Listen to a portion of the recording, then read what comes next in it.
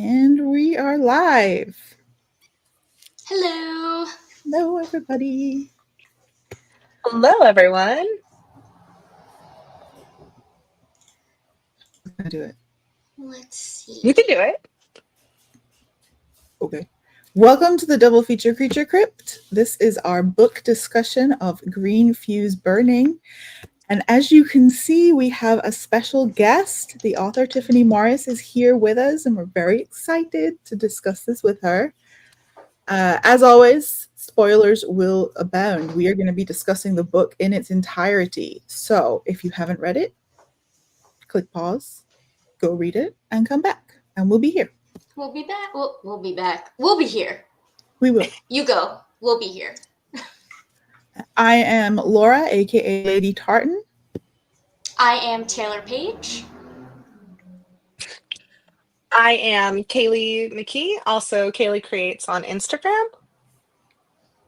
And then we have our lovely guest, the wonderful author we just spent the last month reading. You can introduce yourself. Okay, cool. I was just like, I don't know.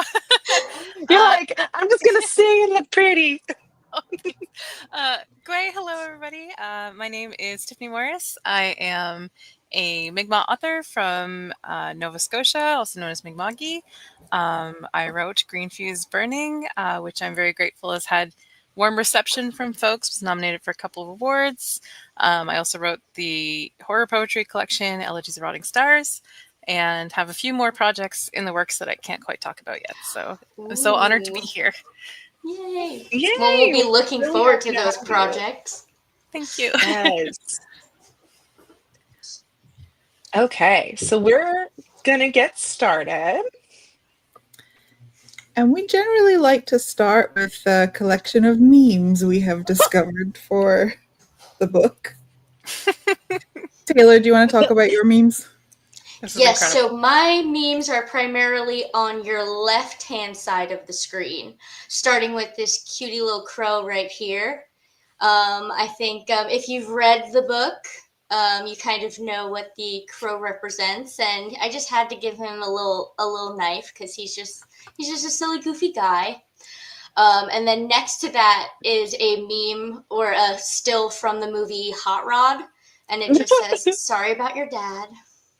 Sorry about your dad. And then next to that is a forged document.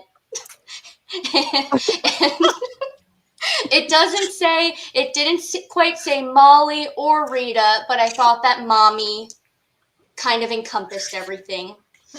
And then under that is Palpatine coming back from the dead. I thought that was fitting as well. Next to it is a lake. I'm assuming that is filled with algae, but that also seemed a little bit fitting for this tale as well. And next to that is a little sad artist. Just a girl trying to do her art. And she's trying her best, and we love her for it.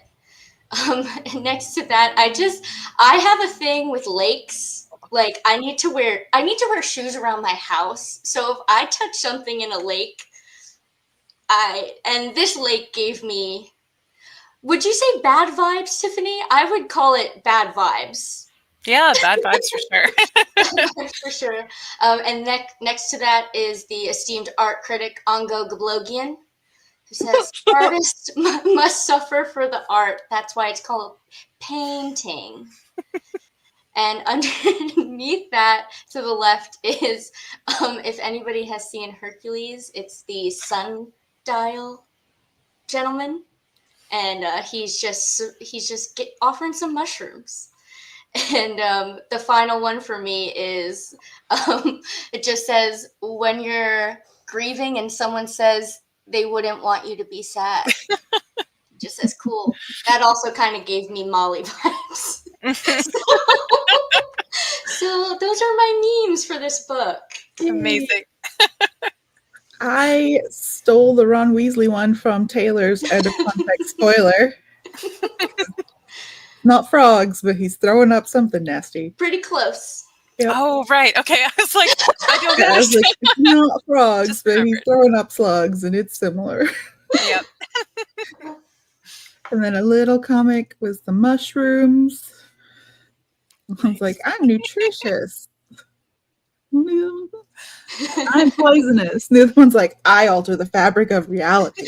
These Then are I know great, she was guys. explicitly described this way, but I saw the fungi lady as kind of hot.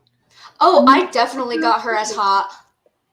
And then, of course, the evil, scary rabbit from Monty Python had to. Excellent. You know, every time I'm like, maybe we shouldn't do memes this month. Y'all just come through. If And I'm there's like, nothing that like is good about me, it's finding memes for certain things. I yes. love memes, and like some of the marketing I've done for this book is just sharing memes that I see that remind me of my book, and I'm like, Green Fuse Burning 2023. Yes. Okay, so we're gonna move on to the next slide. One of the things, I mean, right off the bat, when you open the cover of the book, you have these beautiful beaded pieces. One is a flaming heart, and the other's the flaming cabin. And is it a heart? No, it's a strawberry. Strawberry. Yes, yes, it's a strawberry. Oh, you guys all got copies? Little strawberry. Oh, I'll show you. I'll show you. Beautiful. And that's the last page. Ignore that one. And I'm going to show you the other little. Okay, there we go. Beautiful. And then the gorgeous little drawings after each description of Rita's painting. And of course, the cover. Like, can you talk a little bit about the artists you worked with to do that? Yeah, my publisher Selena at Stellaform and I were really, really excited to try to find Indigenous artists to work with. So we wanted to incorporate as much as we could from Indigenous artists into the production of the book. So we actually already knew about this Chief Ladybird piece, which is the cover. And it's like, oh my God, it's perfect. Like, I hope that she'll let us license it. And Selena reached out to her, and thankfully she did. I think it was nominated for an Aurora Award too. So that was really cool.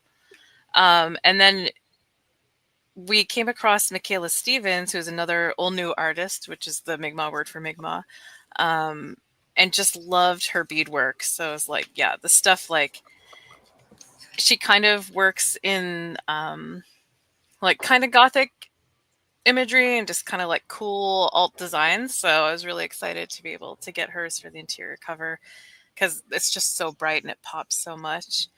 And Kaija Heitland is a tattoo artist, actually, and she did the interior illustration. So just a really dream team of Indigenous artists to work with. I think all of the interior was custom done for the book too. So it was really cool to have that. I think Selena mostly worked with Kaija for that, and then I was brought into it in the later part, and I was just blown away by the illustrations. So yeah, it was really cool to have this book about an Indigenous artist and feature these other Indigenous artists in the process of the physical form of the book. Yeah, I love that. Like it just added another layer. It was really, really cool. And you're right, they did just pop. They're just stunning. And it Yeah, was as soon really as cool I that you opened got the book, I was exclusive. like, whoa, Yeah. what's that? Yes, that's so good to hear. That was the effect we definitely wanted, just like that sudden kind of brightness and illumination. I think that Rita experiences that throughout the book in horrific and healing ways. Mm-hmm. Very Definitely much. sets up for the visuals that come later on, Mm-hmm. I think. Yay! So I think that takes us to our next question, which is going to be, why write a meditation on grief? What was it that inspired you to tell Rita's story?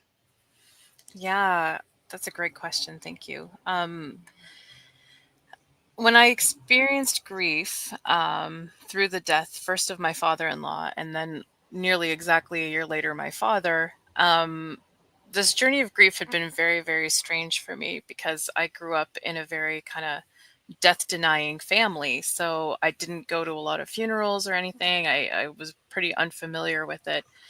Um, so when these deaths happened, I was really kind of unmoored from my spirituality, from myself. It was just this process of estrangement. And I hadn't realized that I had actually developed PTSD from witnessing my father in law's death. So trying to cope with these kind of surprising deaths in a very death denying culture and having no real framework for it myself uh, made me really hungry for things that dealt with grief in interesting ways and dealt with trauma in interesting ways. And I wasn't really finding what I needed. And um, in that process, I came across this pond called a frog pond here in Chibuktuk. And I was like, okay, I'm going to explore this pond path and, encounter this. And it was really through those walks along that pond path that I came to kind of a deeper understanding of the cycles of life and death. And so that was kind of the inspiration for writing a grief story, because I was like, at that point, I'd been a bit further along in my grief journey. It was like, I think that these realizations that I'm having are something that I could turn into a piece of fiction that might help other people that are experiencing these kind of emotional and spiritual traumas and transformations. So I kind of wrote a book that I really wanted to read. Um, and I thought that it was important to have a character who was experiencing really deep, dark emotions and to deal with that suicidal ideation that Rita has throughout the book. In kind of an unflinching way. I wanted to also be very careful, but I didn't want to hold back on what she was experiencing and how it was linked to grief and trauma and kind of a death denying culture. Yeah, I love my favorite subgenre of horror is grief. And I just think it's so interesting how the horror community, horror writers, and horror readers turn to grief as a way of self expression. And it, it's very cathartic, I think. And it really came across very well in your writing, especially as somebody who has personal connections to somebody who deals with like thoughts like that. It was very relatable in a scary but also real and practical way. It was really that was one of my favorite parts of this book. Oh, thank you. And then there's me on the other side of the spectrum where the genre I struggle with the most is grief. And this one just so you can tell there was so much tender, I mean, truly Rita's journey um was full of such tender TLC. Like the love and care was all there. And I don't want to get into future questions because I'm trying to talk about it without like hitting questions we have written down for you. But no, it was very, very, very well done. Especially coming from somebody who grief is I don't like the grief. No. We all deal with it in our own ways. It's so I mean, hard. I'm the person who's like a bare naked ladies person at a funeral. I'm like, I will laugh. I'm so sorry. Please just kick me out. Like, Well, yeah, I think that's part of it, right? Like our culture doesn't really teach us the multitude of ways that people experience grief or how how unnerving it is, like literally just kind of just leaving you lost, not knowing how to react. So people have so many different reactions to it too. So yeah, It's I almost wanted like to explore having a one thread. baby. It's Yeah, almost like having a baby. Like there's no one way to go through it. There's no one way to raise it. There's no one way to like surefire get to the other side. You have to grow through it as you go. Very absolutely. much so. Because Rita even feels like she's grieving a life that she still has in this book Yeah, as well. So it's not just grieving ones you lost, it's grieving potential loss. yeah. Oh, and I think that was Claudia, something. Sorry. Claudia just said, "I love grief horror. It truly does help with the processing grief in real life." I agree, Claudia. Yeah. And as well, I love that you brought in yeah, you can grieve like you can grieve a life you saw with somebody. And she talks when Rita's talking about how she had envisioned spending time with her father, like the and then felt selfish for doing that. Like that just hits the nail on the head because there's so much. It's grief is so much more than just the person that you've lost. It's all the things surrounding it. And there was one quote that I just like it gave me chills when I read it. When you said her memories were colonized by trauma. Hmm.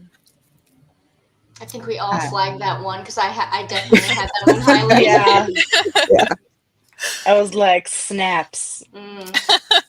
That's great because at the moment I wrote it, I was like, is that pulling it together too much? I was like, no, I'm gonna leave it Leave because I it. feel like that's yeah. So glad you did. Thank you. So we're going to move on to our next question. Oh, good segue. Speaking of colonization, I was like, this is perfect. Um, Personal grief versus colonization. I had written, you have this great dichotomy of Rita going through her personal grief story while peppering in through the background a story of colonization. Um, how, when you were going about this process, did you did you always set out to entwine the two, or did the two just end up kind of coming together naturally? I think it was pretty natural for me because I was thinking so much about land when I was on my own grief journey, and like reconnecting to land was such an important part of that process for me. Um, that while I was like also thinking about climate change and colonization and how both of those things impact how we interact with land, how we have interacted historically, how we might interact in the future, I was like, well, these are all things that, you know, are kind of a negotiation with time, and like they're an afterlife of their own. Because some of our practices, have continued through colonization and in Olnu and Mi'kmaq culture, and our land stewardship is kind of been changed. But elements of the land are, changed forever. We didn't used to have specific kinds of earthworms here, and now we do. And um, the deer populations, we're wiping out some of the moose populations, so now we have to, you know, um, practice a specific ecology with that and conservation. Um, but it's interesting to me because I've said this before in interviews, so I apologize if anyone's read it before and I'm repeating myself. But um, to me, grief is this time where you're entering a mentality where past, present, and future all kind of collapse in on each other. Um, and you kind of, while you're experiencing the stages of grief, experience all of that at once. So it's um, a feeling of connection and disconnection all at once with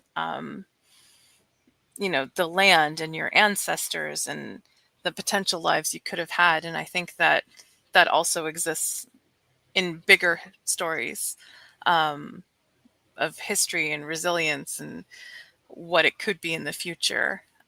Thinking through cycles of healing and cycles of trauma, um, and how different lessons carry forward from that. So to me, it was kind of a natural point to thread together, especially with Rita, who I wanted to create a character who was more disconnected from her culture than I am. I think a lot of people read it as a one-to-one analog because all of the personal grief stuff was kind of drawing from my own experience, but I thought it would be interesting for Rita to have that element of disconnection be so pronounced, because I know that when my father died, I was losing some of the link to my culture, because it was so easy for me. I was so lucky to be able to just call him and ask him a question about our history, and he would either know or he would know someone who knew. So I've had to kind of forge those connections on my own since then. Um, I lost my train of thought there. Sorry. Oh, it's What was I okay. just saying? Uh, That you could call your Rita, dad up and ask if yeah. So yeah, to have Rita not even have that intact, or really know a way forward, was interesting to me, because then, you know, it presents a different possibility for her future. I realize that was a bit of a circuitous answer. Does that make sense? No, it oh, definitely it's makes great. sense. And it all ties back into her grief, again, grieving a potential life. She's losing this connection, and how is she going to forge it without anybody to guide her? So it's nice that she kind of finds a guide elsewhere. yeah, and I think something that's very interesting, if we want to go to the next slide, is she's not only having to figure all of this out internally, but she's having to figure out what's going on with the land, who she can talk to, what, like, she is having to forge those new relationships herself, all while still dealing with microaggressions and, Mm. um, the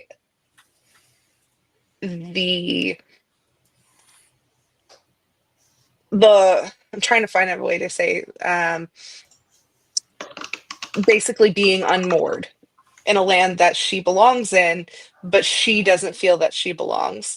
And I think it was really interesting. I had read somewhere that um, somebody called this novel, a weird place novel, and I thought that was so fascinating of an idea, that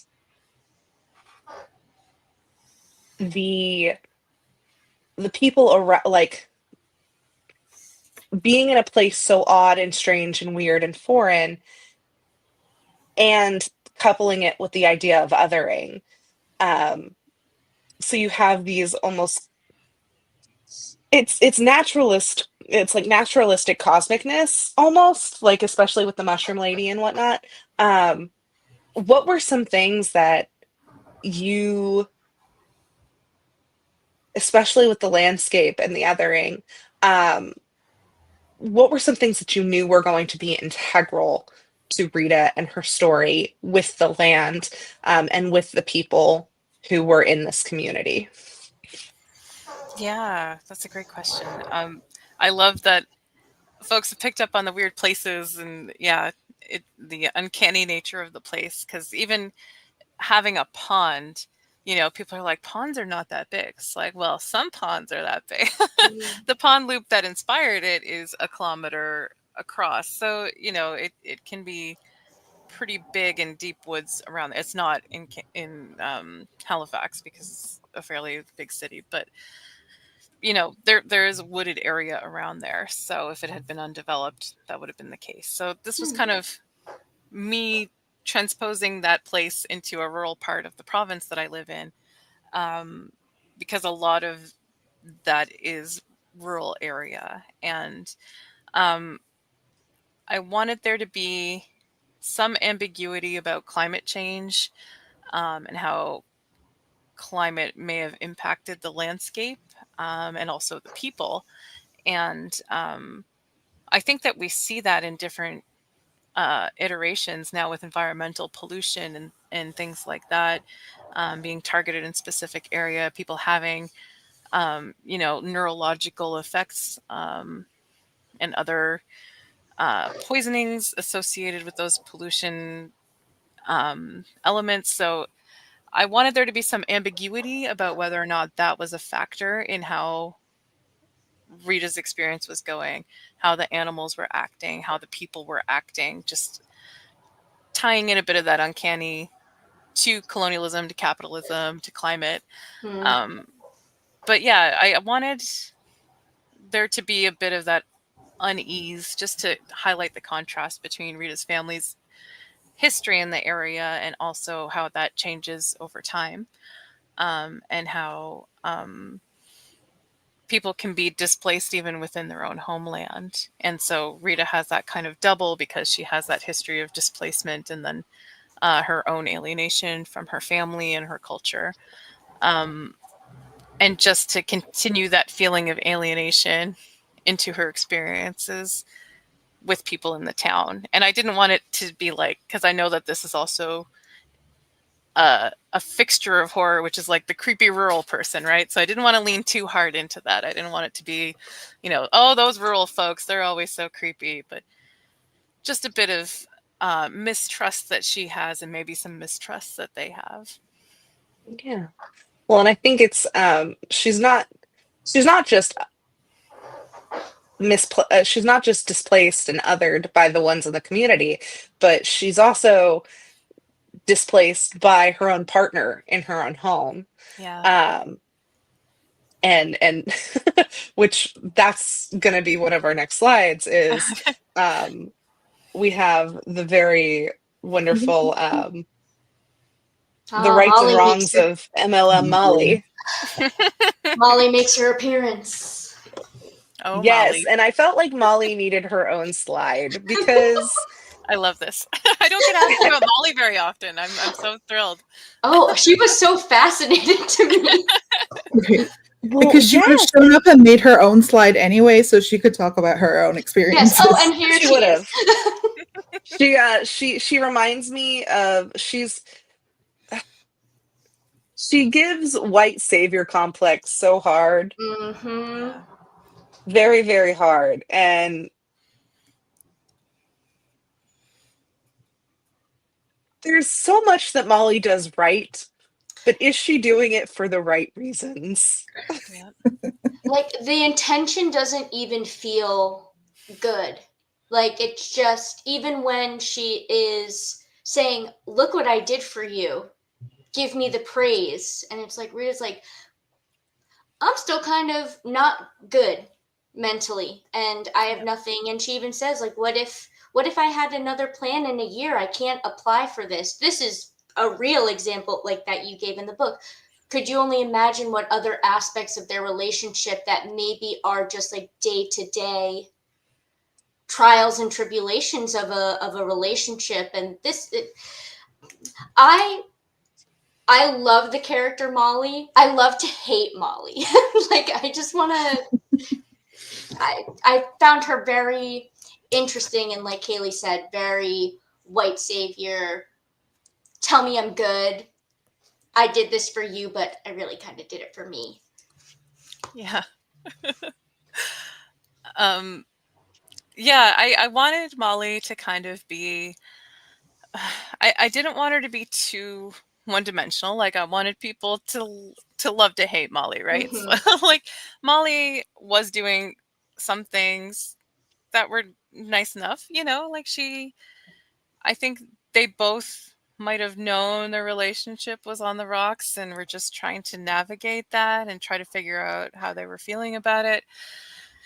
And that can be tough, especially if people are in this place of denial, which they both kind of were, just about the extent of Rita's grief. And so Molly was also kind of, for me, emblematic of how people treat grieving people, how they can sometimes want to just take over, kind of just smother the negativity and positivity, and just kind of also isolate people, rightly or wrongly, because people sometimes do need time alone, but sometimes people also need to feel supported, and that need can change from time to time because grief itself is so mercurial. So yeah, I wanted to play with that a bit with Molly. I think that it was interesting to introduce their relationship at the stage that it was in, because it's not really about the degradation of their relationship. It's already kind of gotten to that point of degradation, and they just need to figure that out. Well, and I think it's really important. I think what you did by the end of the novel, showing that Rita has, I don't want to say outgrown, but grown apart Yeah, and is okay with it. Like she's realized she might not need somebody else to stand on 2 feet.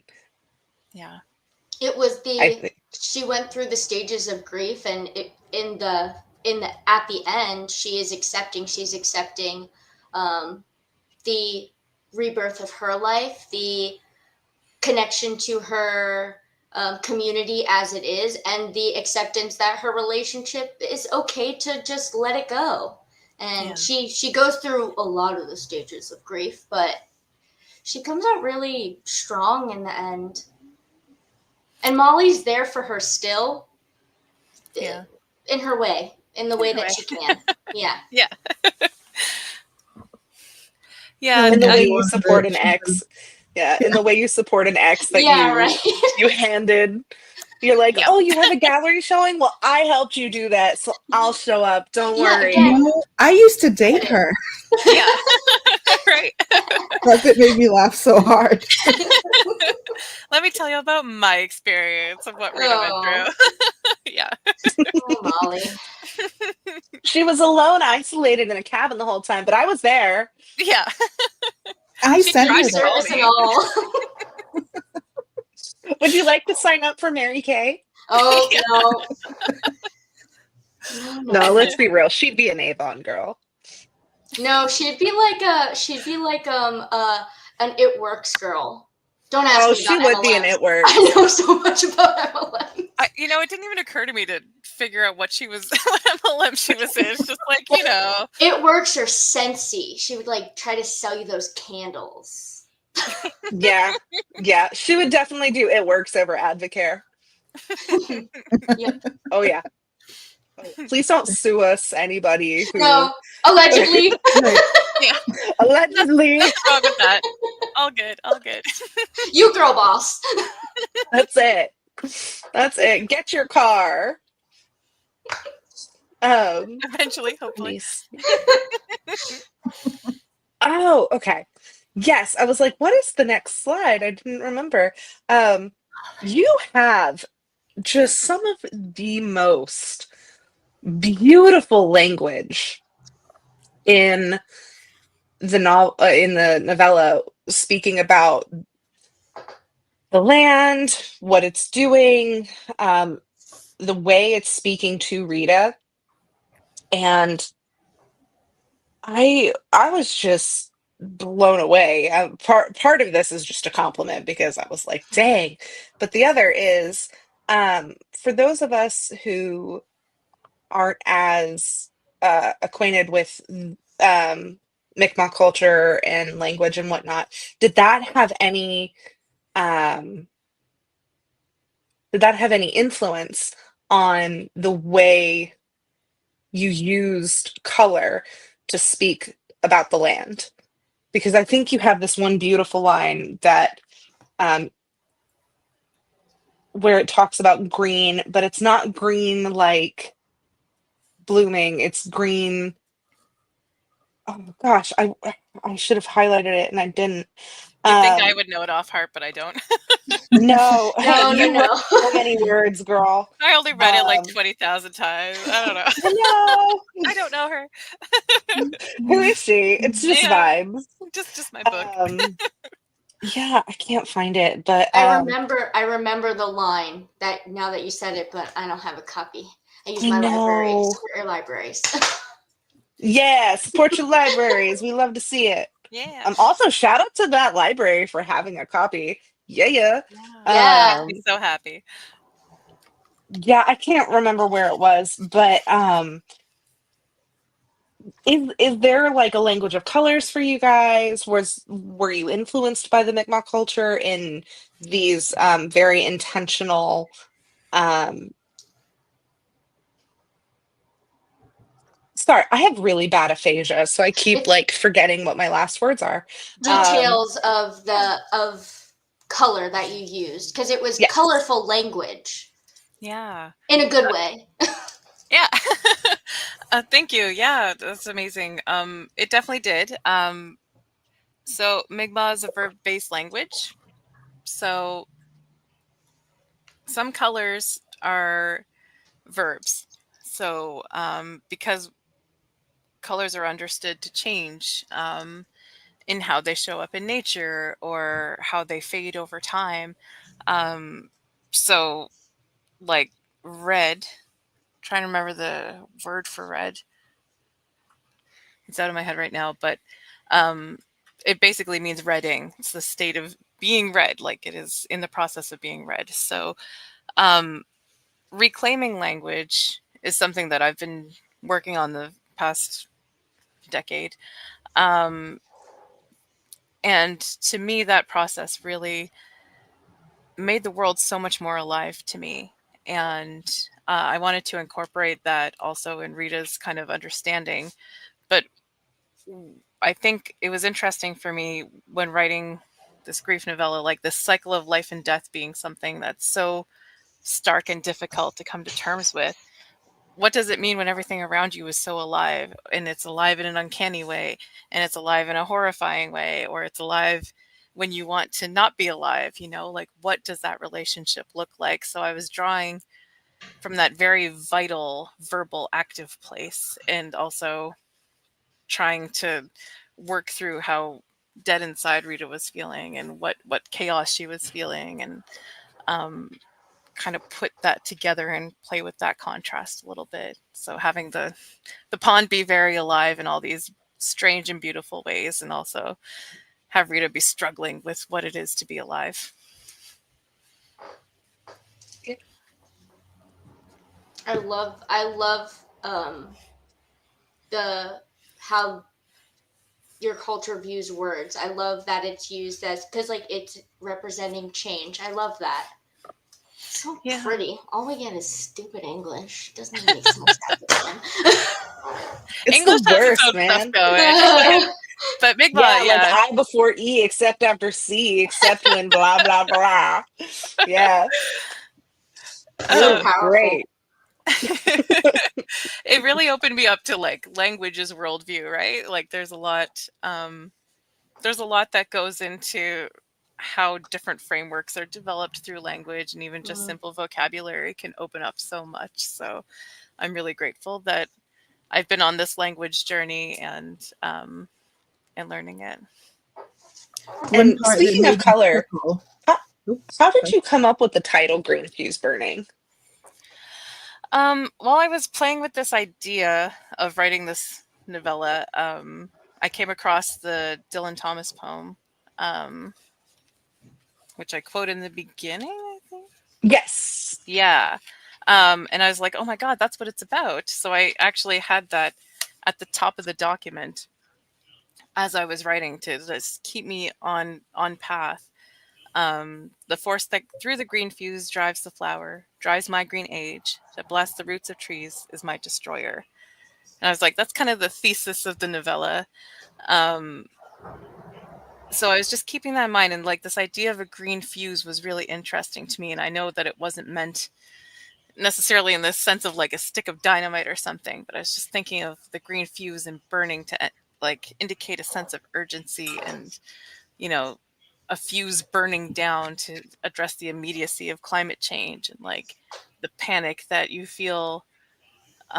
might feel existentially thinking about climate change or dealing with state of grief, things like that. So um yeah, the title came pretty early in the process for me, actually, as like I think that this is what encapsulates, really what I'm thinking through with this novella and what my intention is with it. Hmm. I love that. Uh, You had a good poem to be inspired by. Hmm. yeah. I love how many authors we've had on here that have like drawn super, super big. Like Liz Karen, um, she had one Lethe, and that one really spawned from was it either Night's Edge or First Light? I can't remember which one it was, but I just love how many authors we've had on here that get some of the best inspirations from just these little pockets of wisdom Mm. that they've just kept with them. And it's so beautiful to me. I'm like, oh, We'll be and inspired like that one day. yeah, one day. Yeah. That's what's So great about let's- being a reader and writer, right? Mm. Like there's that you have that experience and you try to translate it into your own idea. And I don't know, it's really, yeah. I'm such an enthusiastic reader as well as writer. Yay. have you seen the the trend going around right now where it's like this is such and such as reheated nachos? No, that sounds No. awesome. But it's meant in like it can be meant in like so many different ways, but it's usually meant in um like a this was a play on this was a play on this. I was like, I just love these Dylan Thomas reheated nachos. They're so good. I hope that Dylan Thomas would like it. I don't know. I think Dylan Thomas would. I think Dylan Thomas would be like shocked. He'd be like, "This one? You mean it? The whole novella?" Like, brings me joy to think. I was very grateful his estate let us use the epigraph at the beginning. I was so- gonna wonder. I was Yeah. like, did you have to go through the whole estate battle? yeah. So I hope Fun. they read it and liked it. They didn't say Yeah. either way. So. Let's see. So we have our next slide, which we have transmutation, impermanence, and creation. I feel like we've touched on this a lot. The first two, at least. But yeah, by the end of the novel, we see that through grief, Rita has created her own. She's created this whole new perspective. I don't want to say a whole new life because she's still attached to the things in which she was a part of before, but now she's more voracious. She's definitely a lot more in bloom than when we first met her, for sure. What was your personal journey in kind of getting her from through the transmutation process into this lens of creation? Because that's a big jump for a character to be able to take their grief and spin it into the positivity. Yeah. And yeah, it was important for me for it to be based on an experience with the land. And I think it was really her experience with Lichen Woman that kind of solidified that, because I wanted that to be kind of not just a mirror of herself, but like that kind of divine feminine experience, and how sometimes that's not just beautiful. Sometimes it's horrifying and frightening, and you're remothering yourself, and you're, looking at what it is to be a woman on the land and a woman in the world, and the different ways that can be gendered, the different ways that can be difficult and bodily and connected to those cycles of life and death. So I wanted Rita to really kind of work through that experience with Lichen Woman and being in this position where she couldn't leave.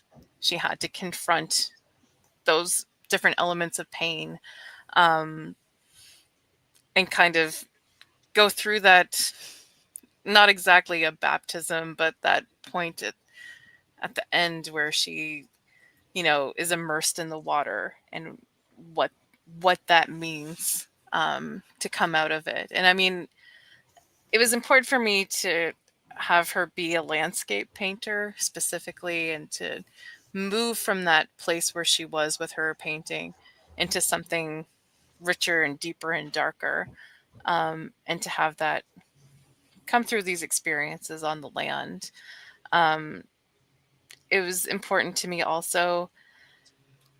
I mean, I'm sorry I'm into such major spoilers here, but we did say at the beginning. You did. We're good. You did. Those are good. When I was first writing it, I knew that I couldn't have her die at the end. And I knew that a lot of people would probably say that that was an incorrect ending, that like she should have died or something in the pond. And that would make more sense for the horror novel instead of ending on this kind of more didactic and hopeful note.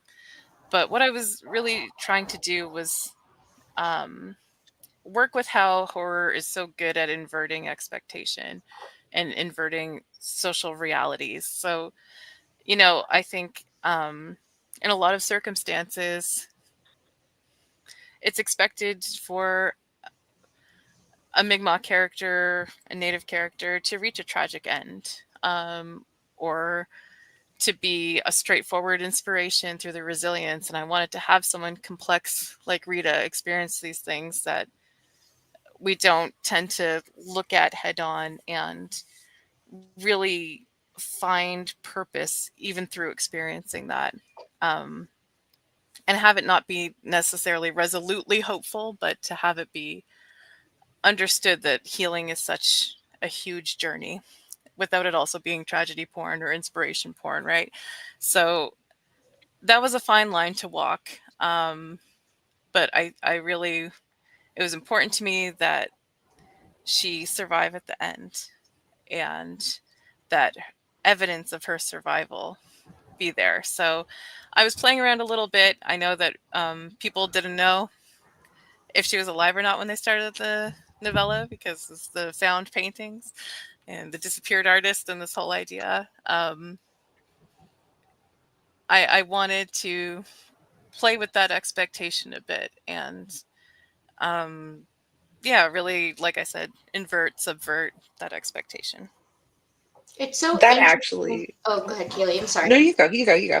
I just think it's so interesting that as the author, that was how you wanted it to come across. And I thought that version of Rita did die. Mm-hmm. That we watched her die, and we watched her get born again into this creation. And I loved the disappearing artist. Like, I love that in the beginning, because I always thought she's like, reading it, I was like, she's alive. And she becomes more alive, because not only is she putting part of the land that saved her into these works, she's putting a part of herself into them. And that's how that version of Rita lives on forever. But the reborn Rita it was traumatic, but you talked about healing. Like, we did watch a character die. I felt like we watched her die, and we read her death. And it's like you mourn that person, but you also see how much more alive she becomes at the end. And that's like how I interpreted it as a reader. So I loved hearing you speak on wanting to keep her alive, because I was like, yeah, she's alive. Like, I always thought that. Yeah, I didn't. hearing she was alive by the end really made, I think it kind of made the book for me, because I spent the whole, like, what, 2/3 of the novella being like, oh, the lost, the missing, I don't, no. I was so worried that, like, she would succumb to some tragic fate, and then it turns out, no, she experienced this full circle grief and was able to pull herself out at the end, which I thought was just so inspiring, because this book is so good at showing that grief can take so many different forms, and it's not just one thing at a time. It's all of these different things that just like you said before, that hit you all at once. Yeah. And it was just so well done that by the end I was like, yeah, Rita. I was like, yeah, girl, go. You go, girl. Yeah, I definitely thought she like Amelia Earhart disappeared, and it turned out to be Agatha Christie disappeared, and I was so happy. I also like. I think On a t-shirt. I want Agatha Christie disappear. Yes. Is that like an Irish goodbye? Like,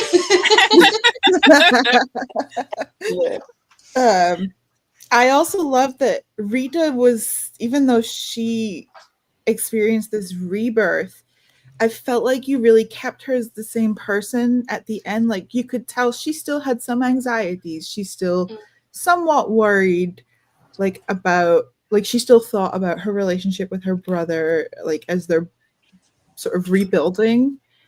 And I think that was so important. Like the grief definitely changes you, but it's not going to fundamentally.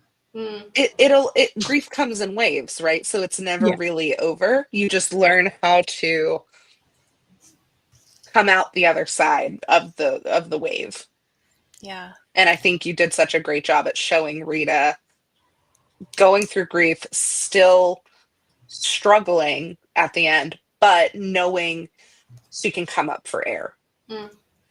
Thank you. Yeah, I think, some of it was just like getting through her journey to accept death. And then after that, you have to accept life, right? And that can also be a struggle when you are grieving. So, yeah, I wanted to kind of play with that dichotomy as well throughout.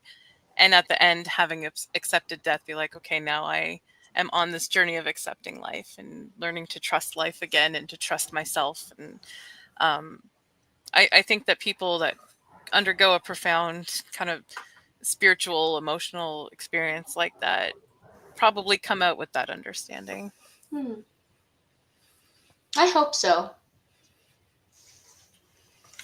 And Sydney Sydney says, says, I You kept go. thinking, wow, Rita planned this out by leaving detailed descriptions of her paintings before dying, and was so glad to realize she didn't die at the end. We're like, she's a smart lady. I'm so glad people were rooting for her, because I was really worried that it would just be like, oh, she's so whiny. Like, when is she gonna, No, I think disappear she was already? relatable. I think it made it really Yeah. relatable. Good. Oh, I'm so glad. And then we have our last slide, the brutal beauty of nature. And I think we've talked a lot about this already. But one thing I thought was so wonderful and just visceral was the language you used when talking about nature. Like there's parts of it that are so brutal, like the rabbits, but it's all in the end comes together in this sort of like, if you, like you said, if you accept death, you have to accept creation. And that's such a beautiful way to describe just nature in general. Was that kind of what you were going for, or how did that work its way in to the novel? Yeah, that's a great question. Thank you. I think that was pretty central to it for me, because that accepting life and death is also accepting. I think I say this also in the novella, just like you're accepting that you're an animal, that you're accepting that your life is finite, and that you are part of this grander cycle of things. So in accepting death, you're also accepting life, accepting that this cycle continues through you, and that you've had a relationship to death from the moment you were born, and you've had a relationship to life beyond your own life. I think that is a true beauty and brutality of nature that exists. And when we remember that we're part of that, I think everything becomes so much more precious, because there's that impermanence, and that caretaking is important. And I think that some of what Rita experiences is the land, yes, being this uncanny thing, but also land taking care of her. And that literal immersion in nature, in the pond, was part of her transformation and recognizing that, and like the irrefutable kind of intermeshing of the two. Um, and I think that people do experience that, especially in bodies of water when we're immersed in water. I feel like we feel so connected to the planet that we live on. Um, and I think, especially when we're living in cities and we're virtual, I'm so grateful for opportunities to connect virtually, but, there's a reason we also have the phrase touch grass, right? Like sometimes you literally need to touch grass. Um, so yeah, all of those elements were important to me to bring together in Rita's journey, and also to have nature be doing its own thing outside of her too, so that we could understand that landscape as its own whole ecosystem, that people had relationships to before, and that people had relationships to in that moment, and people will have relationships to in the future. So some of it, the brutality, was related to climate change and wanting to kind of interrogate how that might look in the near future. And some of it was just, just speculating. It's part of the fun of speculative literature. Hmm. Can I ask one more question kind of related to brutal beauty of nature? Of course. Yeah. Okay. We had read previously Man-Made Monsters, and we were talking to Andrea Rogers about her representation of animals in the short story collection, and how a rabbit represented, ancestors watching over the family. Nice. Can you just speak about what you wanted the animals in this novel to represent, if anything? Because I'm a big crow girl. Nice. And I loved even the frogs. Like I loved the animals, and like, to use the word visceral again, just visceral um, visuals that you gave in this novel based around animals and nature. Can you just speak to that a little bit? Thank you. Yeah, totally. I love frogs. Yeah. Frogs are my favorite. So it's funny because people always bring up the throwing up frogs to me. It's hard not to. It's hard to skip Yeah. past. I think that really spoke to people. It really grossed them out. So I was happy for that. Part of what I wanted to do with this book also was just kind of enthuse about swamps and wetlands and ponds. Oh, hell yeah. Yeah. Because they were such a healing influence on me, and I think they're neat. And so I was thinking about kind of like pond uh, animals and people, how people interact with them. And crows are so creepy and intense, and just kind of everywhere, that I thought that would be a really fun kind of thing to play with and to have associated with the pond there. Frogs to me are really interesting because they travel kind of between worlds, right? They're amphibians. So Rita in this experience is also kind of traveling between grief and life after grief, or life with grief, in those immediacies and complications, transitioning out of her relationship, moving between ideas. So I wanted to play with frogs a little bit with that imagery. And of course, the rabbits are related to her clan animal. For me, having an Ulnu character, it was important for me to have her experience at least some encounters with animals related to her clan. Um, so yeah, the rabbits to me were really interesting because they're prey animals.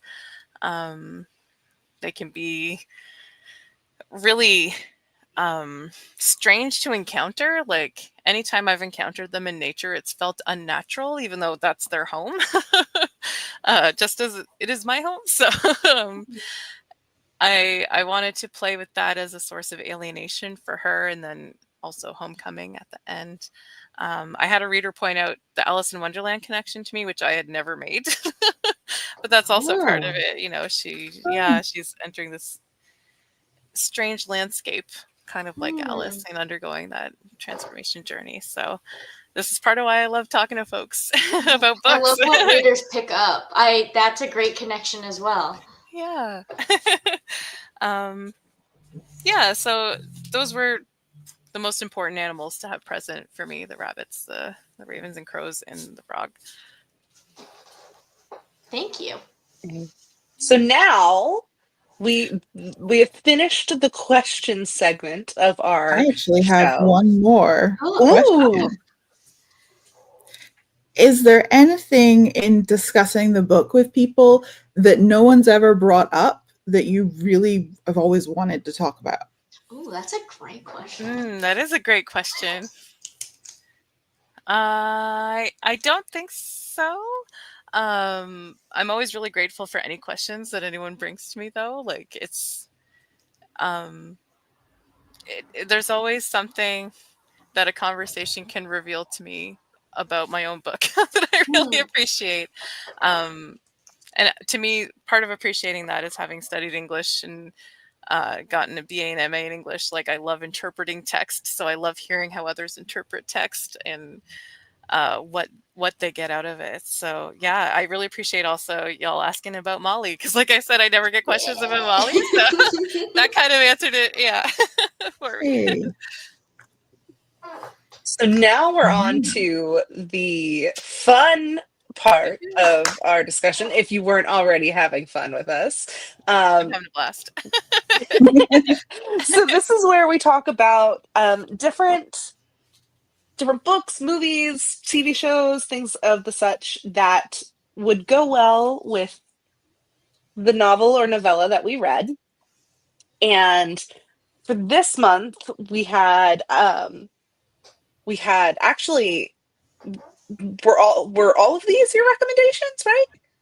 Did you provide all of these? Okay. Yes. We love when the authors give us like the film recs. We're like, please, more. Except for that one time that I tried to warn everyone when Paul Tremblay recommended Watership Down, the 1978 one. Yeah. I was like, you don't want to watch time. it. You guys will not like this. We shouldn't watch it. And we watched it.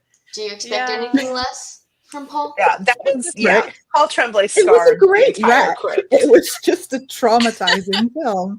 I'm like, this is why Brits are the way we are, because this is what we show children.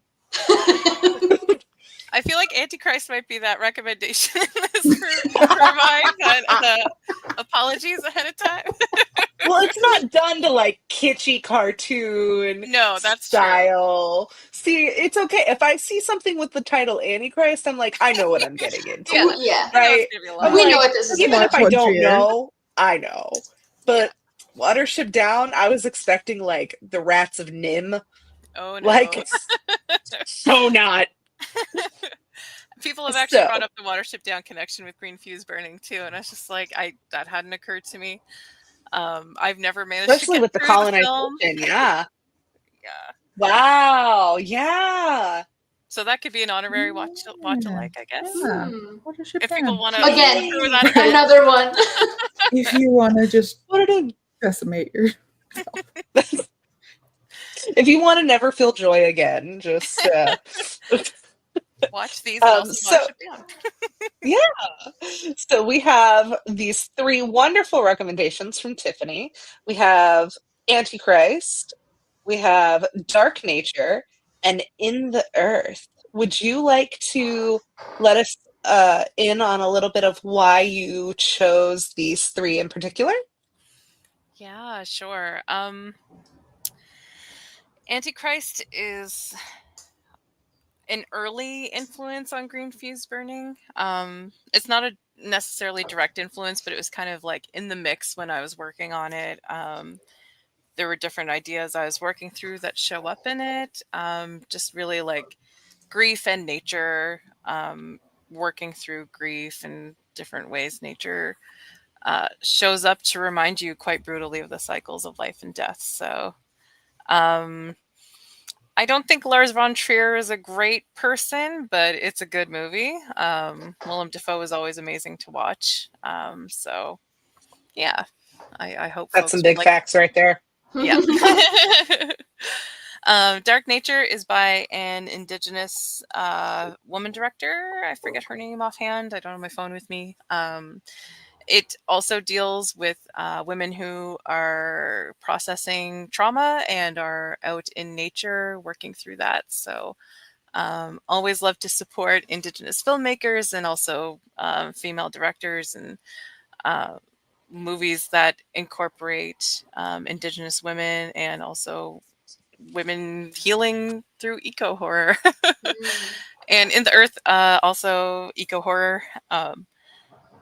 And a really interesting mycelial connection and ideas of pollution and contagion in there. So, Ooh. yeah. Yeah, I definitely added them to my watch list. Yeah. Ooh, these sound great. I And hope folks then- enjoy them. Man, Yes. So for our read alike, we have What Moves the Dead and Beauty. What Moves the Dead was my recommendation to go with this. I think it was a very, I think some of the themes get touched on in both.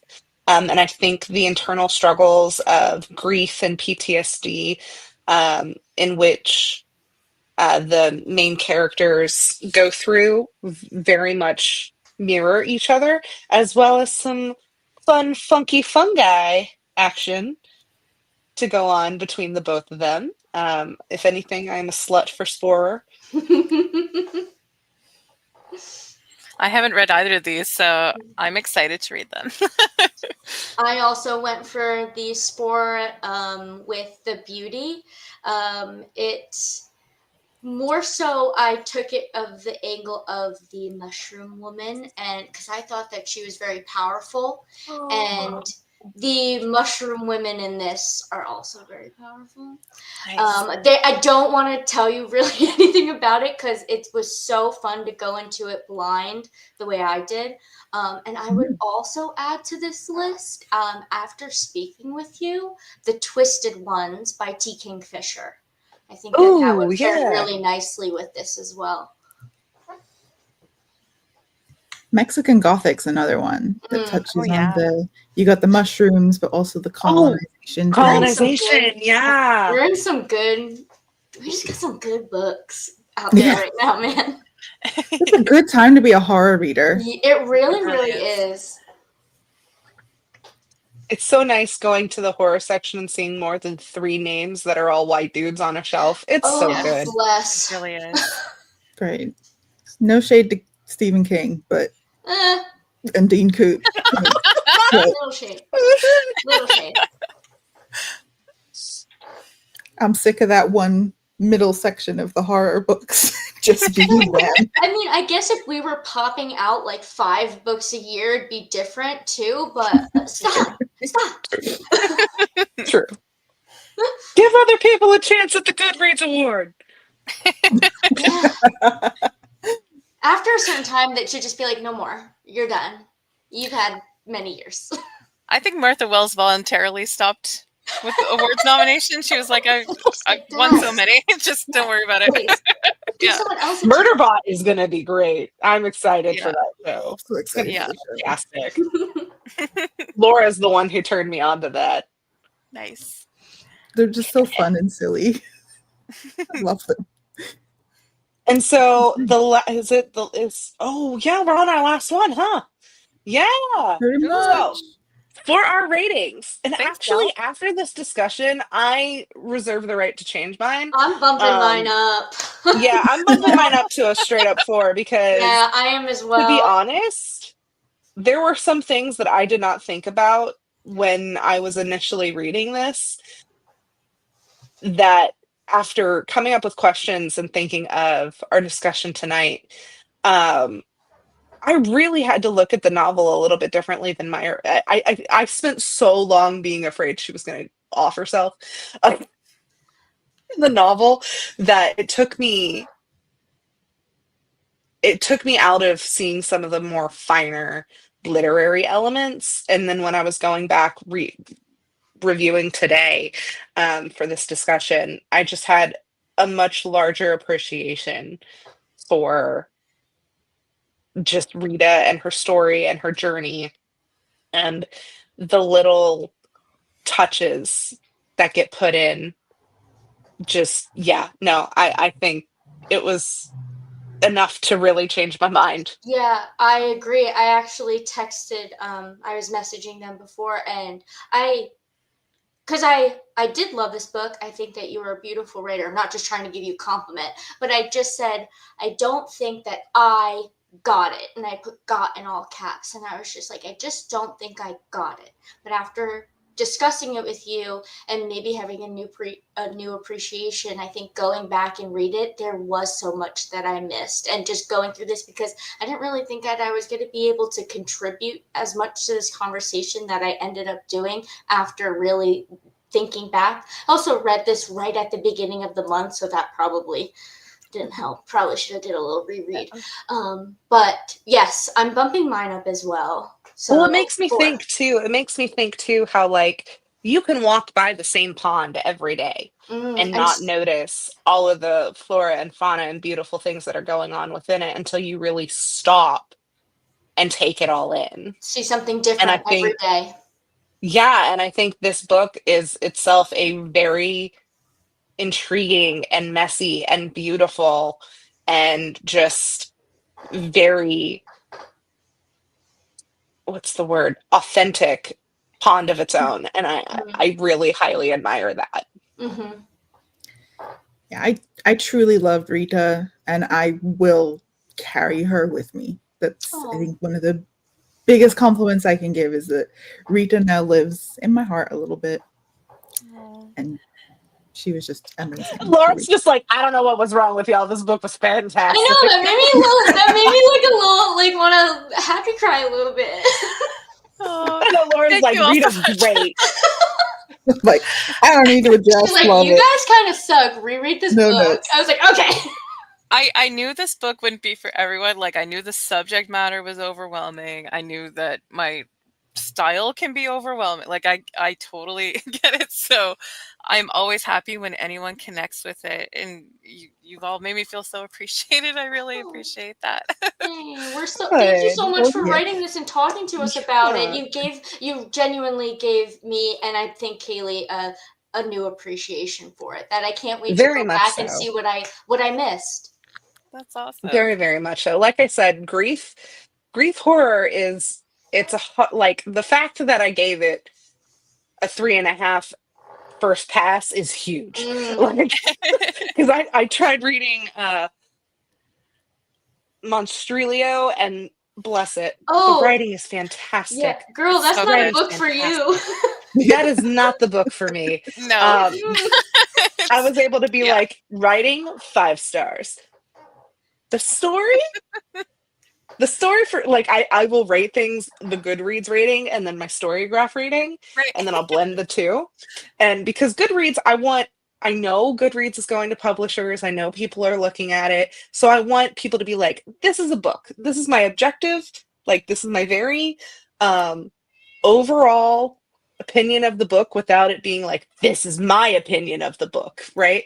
So it could be like, fantastic writing, excellent grief. Not for me. Like, I am not a grief person. Whereas, like, on Storygraph, I'm like, what the heck? No! I can't handle this. My poor heart. And so, I think between the two, I was like, the fact that it got like 3 off the get back, I was like, all right. We made it out. We made it out of a grief book. And now we're going to read it again. Yeah. I know. I was rereading it today at work. If you work with me at the library, don't say anything. But I was rereading it today at work, and there was just so much that I did not pick up the first time because I was so concerned for Rita that getting to go back the second time, you like just getting to really submerge yourself in the nature and the things that Rita's taking in as she's going through her grief journey was just a totally different experience. And yeah, You did a fantastic job with this. Yeah, Oh, thank you. really. Please write more things. Yes, The work. please. I know. Those secret She said projects she you can't can't talk tell about. us. Well, actually, I have a novella that's going to be out later in the year. Oh, It- amazing. More sapphic horror. There's a little bit of cannibalism, more thinking through colonialism. Yeah. So, Yes. Ooh. and it's a little more set in the city. So, taking it away from the swamp for now, but Ooh. we'll see what happens in the future. Ooh, I'm excited to see how you rate City too. Oh, I'm Yeah. excited. And I love cannibals. Yeah. I know. I'm They are like, sapphic horror and cannibals? Mm. Go Yeah. on. People have one I'm of also two like- reactions when I bring it up. It's like, there was ooh, something we were talking Or about they're like, earlier. "Ugh." It's like There was the something- Brittany Broski meme where it's like her drinking the kombucha and it's just like, Yeah. There was something you guys were talking about earlier where you were talking about like life and how it changes you, and how creation and like it goes through these cycles. And I just wanted to be like, have you read The Lamb? Because that's what I read right after reading this, and I'm just laughing. I'm like, oh my gosh. oh yeah, the Lamb. I tried to get them to do that for our next book of the month. I've read it and I was like, if you guys want me to reread The Lamb again, I guess I will. We didn't win. It didn't even get picked, but read The Lamb, everyone. Read it. It's on my TBR, so maybe it'll move up now. It was crazy that that was a debut, and it was. I think it's one of my favorite like books of all time. It was crazy. So cannibals, Tiffany, All right. cannibals, do it for me. Let's Claudia see. Claudia says, I loved how death positive it turned out to be in the end. Reminds me of Ask a Mortician series. Aw, Good yeah. Aw. plug. Hmm. Ask a mortician. And then May is giving us props. Yeah. She's just here for support. Love you, May. Yay. Alrighty. Well, that is Final the end of slide. our Green Fuse Burning. Yes. Next month, we have the fantastic double feature Creature Crypt presenting Where I End. This will be our May 2025 read. And yeah, we are incredibly grateful that you were able to join us. Yes. Yes, Thank you thank so you so much, much. Tiffany. Thank you so much for inviting me. This has been awesome. Hey, I was Well, gonna we'll say, I have hope to you had have as you. much fun as we did. Yeah. Oh, for sure. Yeah, this was awesome. Alrighty. And with that, we will let you go, Tiffany, because we're gonna finish up some just little odds and ends with our little crypt keeping. Housekeeping. But we all want to thank you for crypt keeping. But we all just want to thank you so much for joining us. Yes, thank you. Thank you so much. This has been awesome. Thanks everyone for popping in. Bye. Bye. Have a good rest Bye, of your Tiffany. night. Thanks. You too. Should have been like, what Okay. time is it You're over like, there? okay, I love her. Yeah, what? She was so delightful. Wow, I hope really. you all really enjoyed the conversation tonight. She gave such a great perspective. I mean, the author giving a perspective on a book. Who would have thought? But Shocker. really, really, Yes. it was incredible. It was truly incredible having her. And Kayleigh, you had Absolutely. some absolute fire questions. For somebody who was Shout just like, out. oh, grief horror, me, don't Right? mesh. Shout out It was to just like, Kayleigh and her questions. I'm telling you, today when I reread this book, I got a totally different, like, I think I had to just get through the journey and to you be know able to what? go back and appreciate things. It's because quick enough where it's where it can be consumed. So, like you can go back. Yeah. I missed so much. I can't Have wait to the reread crap it. out of this. I know. Yeah. Laura, you loved it. I even had questions that I didn't get to ask We'll because have I to was do a tagging follow things up. like, right, like I was tagging things about like grief with her father, and I was tagging things about the Mi'kmaq language and just like the Mi'kmaq culture in general. Yeah, it was the book for being so tiny was dense. Yeah, Yes, I was gonna say Moxie, that. thank you. And just Oh, hi, some of Moms. the language, like her writing kind of reminds me of Cass Caw's writing as well. Yes. Like that it is kind of dense, but it's very lush. And the way she just describes things and writes is very, very much very so. excited for I the agree next with novella.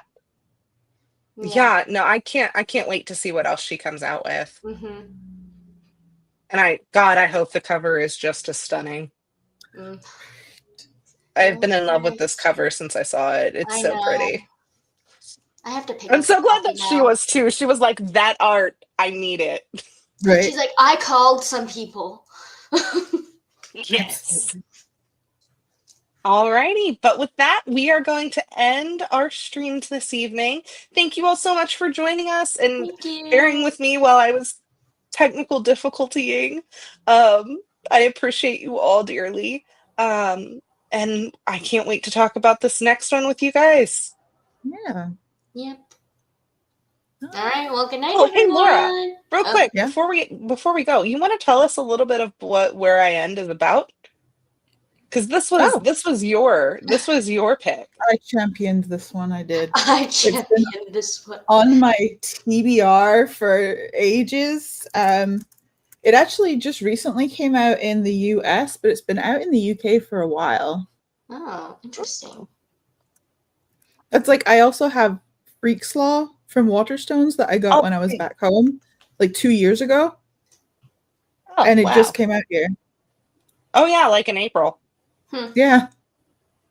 But yes, Where I End is a modern Irish Gothic horror story Ooh. featuring one of those Irish names that is probably not how it's written. McClanahan. Saoirse. Saoirse, yeah. I think it's Eileen or Eileen. How's it spelled? Oh, Aoileann. I'm asking like I know. Like, I know. gotta give Like you an we have answer. a My last name is not O'Brien or anything. Don't. That's my full government name. Don't tell anybody I told you that. good. I can save you in my phone now. You could Elin. have just asked me. I was close. Elin Elin. Okay. means fair lady. But yes, Elin is cursed. She has no friends, never gone to school. She has never left this windswept, craggy isle off the coast of Ireland. Her mother is cursed. A silent wreck Elin calls the bed thing. Alongside her grandmother, Elin's days are an endless monotony of feeding, changing, and caring for the bed thing.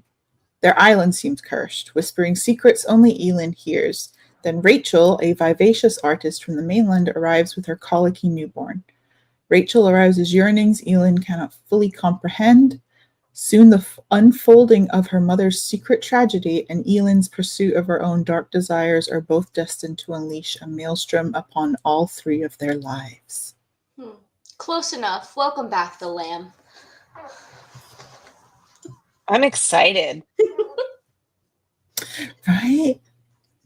I mean, it sounds like we got sapphic yearning. We got creepy mothers. We got a possibly Mother, may I? Oh, that's a double entendre. Yay. I can't believe it took me so long to get that. I think it was our first sprint when I was like, You're like, oh. man. Got Yeah. it. I'm still like I even like capsed it and was like thick on it. I know. And I know. So funny. I love it. So this should be a good one to read. And with that, we bid you all a very wonderful good evening. And we will see y'all on the next sprint. Yeah. Yeah. Thanks for being here. Yeah. Bye. Yeah. Bye, guys.